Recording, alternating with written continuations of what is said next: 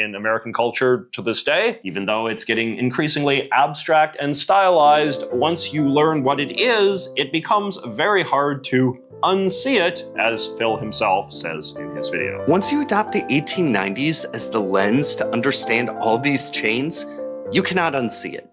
Which is interesting because the modern existence of gay 90s nostalgia implies that nostalgia for a specific decade can survive independently of anyone actually having memories of living through it, which suggests that even long after the boomers are all dead, sentimentality for the 50s, 60s, and 70s will probably still be going strong in some form too. But anyway, let us now talk a little bit more about what exactly the gay 90s were all about, and why a desire to keep the legacy of that decade alive lingers to this day.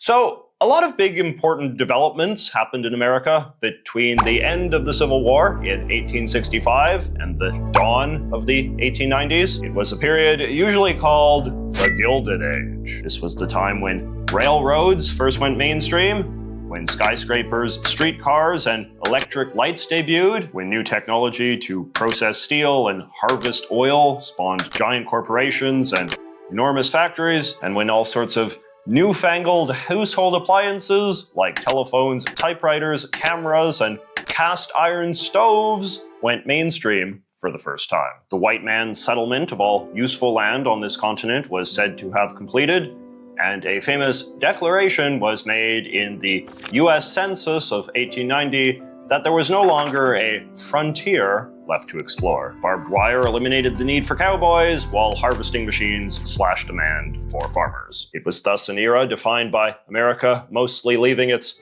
agrarian past behind and becoming a thoroughly urban country defined by big cities and factory towns, eventually surpassing much of Europe and even England to become the indisputable leader of the rich, industrialized world. An abundance of new, well-paying jobs, coupled with an increasingly effective public school system, saw the rise of an educated and materially comfortable middle class between the rich and poor that would soon become the largest class of all. By the end of the 1880s, these often chaotic and frequently painful decades of transition from one sort of a society to another were understood to have mostly completed, making the 1890s seen as a decade in which Americans were finally able to sit back and fully enjoy all of the wonderful new benefits of all of that change. Previously novel and intimidating technology had become familiar, while formerly strange ways of urban living had become comfortable. A nice middle-class family could take the streetcar to the department store to buy a new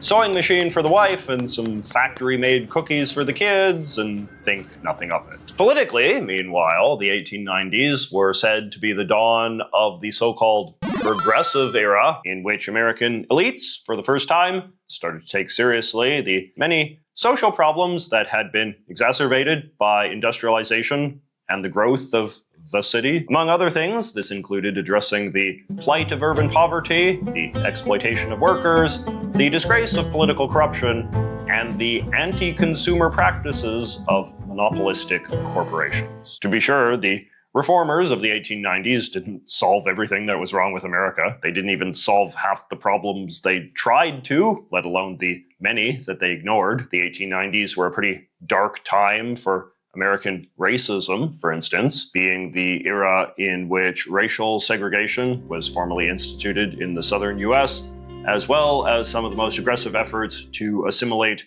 Native American culture out of existence through residential boarding schools. There was a lot of antipathy about America's very high intake of immigrants, as well as a whole host of anxieties about the various non-white foreign countries that the United States was annexing, like Hawaii and the Philippines, as part of the imperialist fervor that was sweeping the West at the time. Even the supposedly glorious gay 90s economy wasn't actually all that great, and featured the worst ever American recession up until that point. But relative to the much more obviously painful and tumultuous eras of American history that came before and After the 1890s, with the succession crisis, civil war, and Reconstruction on one side, and the First World War on the other, the 90s would prove to be an easy decade to eventually single out as like the good decade, a time when the quality of life was generally quite high and the people were generally quite moral. I like this passage from this book,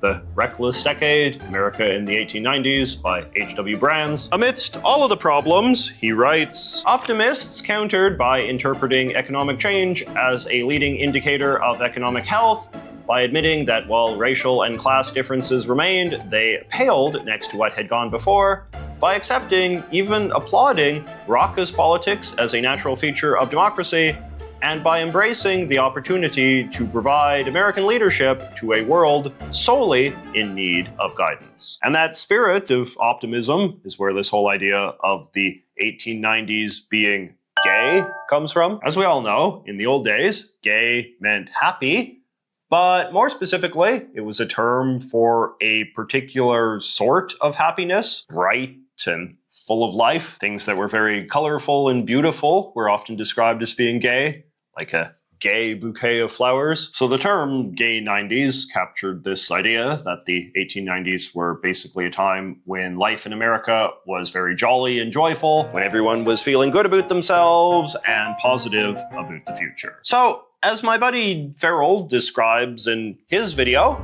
gay 90s nostalgia first started to become a thing in the 1920s when, in the aftermath of World War I, the 1890s started to become increasingly sentimentalized as like the last happy decade before the whole world went to hell. If you were middle-aged in the 1920s, you would have been a teen or a young adult in the 1890s, which made the decade even easier to remember as an uncomplicated age of peace and prosperity. The 1920s was when the term gay 90s was invented in the first place, in fact, according to the Oxford English Dictionary. As Farrell notes, the 1920s were also an era of considerable social change in which norms around things like sex and gender were being dramatically upended. And among more conservative-minded people, this could foster a certain longing for the uptight Victorian values of the 1890s, a time when ideas about how men and women should behave and things like that were a lot more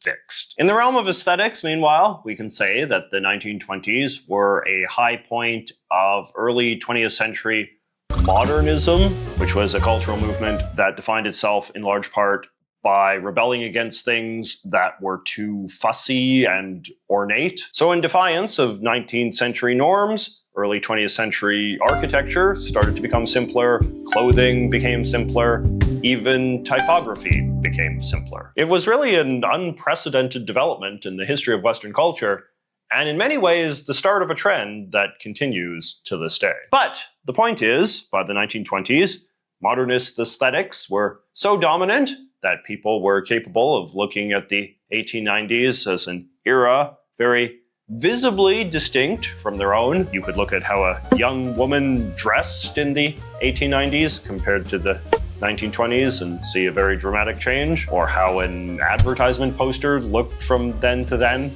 or even how a chair looked. Popular styles of music and dancing had become sharply different too, which was especially significant since playing music was itself a pretty new technology, so people were uniquely sensitive to trends. Anyway, growing public awareness of just how much things had changed since the 1890s would eventually manifest in some of America's first ever forms of explicit decade-themed nostalgia. The 1920s saw the emergence of stuff like gay 90s theme parties, or gay 90s themed bars and clubs, or gay 90s radio shows where they'd play nothing but gay 90s music. I came across this cool multi-page spread in a 1930 issue of the Ottawa Citizen that's like a prolonged nostalgic tribute to the gay 90s, reminiscing about how much stuff had changed over the last 40 years. It features a bunch of cool ads in which various companies use